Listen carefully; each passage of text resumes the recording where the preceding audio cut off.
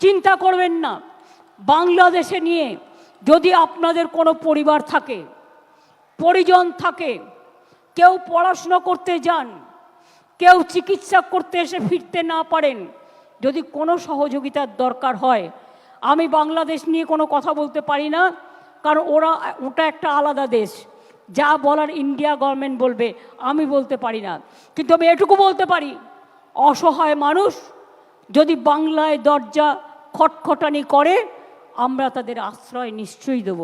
তার কারণ এটা ইউনাইটেড নেশনসের একটা রেজুলেশন আছে। কেউ যদি রিফিউজি হয়ে যায়, তাকে পার্শ্ববর্তী এলাকা তাকে সম্মান জানাবে।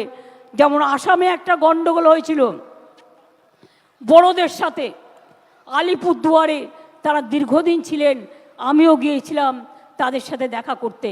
কিন্তু আপনাদের কাছে আমার আবেদন থাকবে, বাংলাদেশ নিয়ে আমরা যেন কোনো প্ররোচনাতে না যাই, আমরা যেন কোনো উত্তেজনাতে না যাই।